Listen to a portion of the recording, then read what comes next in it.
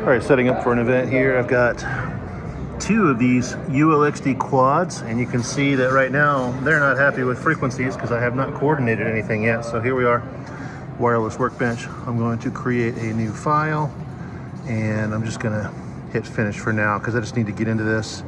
And because these are connected to my network, I should be able to see these in the inventory. And if they're not showing in inventory, you go to preferences, make sure that your network is set to the correct network, which is not showing currently right there. See, I've got Wi-Fi, but I don't have this connected device here, so I'll be back in just a second.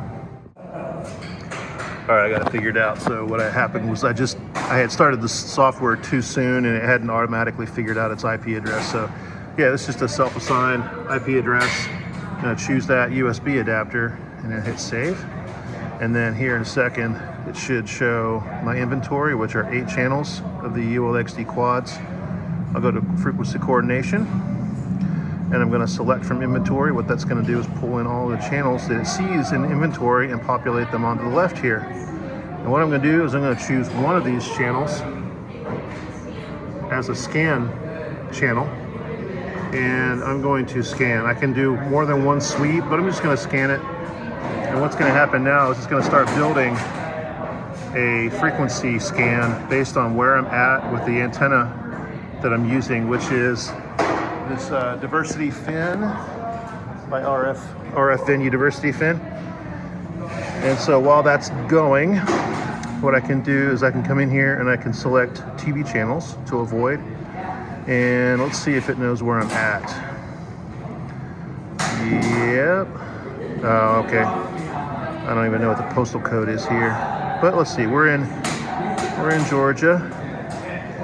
And I'm in Atlanta, Dunwoody area. Let's see if it has Dunwoody. Dunwoody.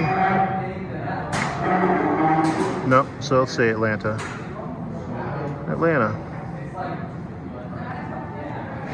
All right. What that's gonna do is we're gonna do a search for TV channels.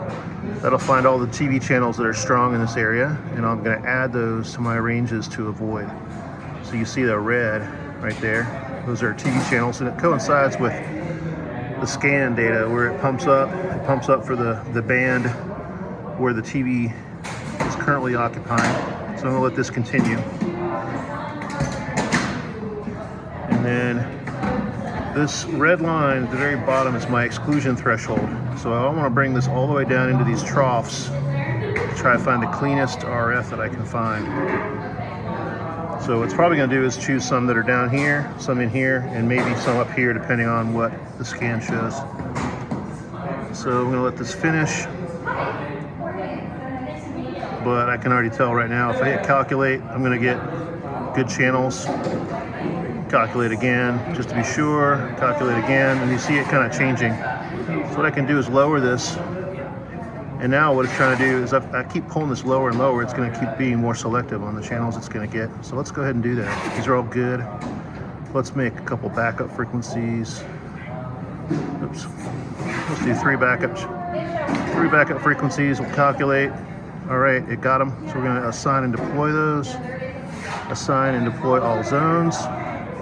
And as soon as I hit OK here, it'll blink. And it already did that actually, so let's close that out. So you can see these are a lot more happy now. I got basically one bar of RF background noise for all these. See, that's it. If I just kind of synchronize all my body packs, my handhelds to these channels, I'll be good to go. So that's how I do coordination with wireless workbench.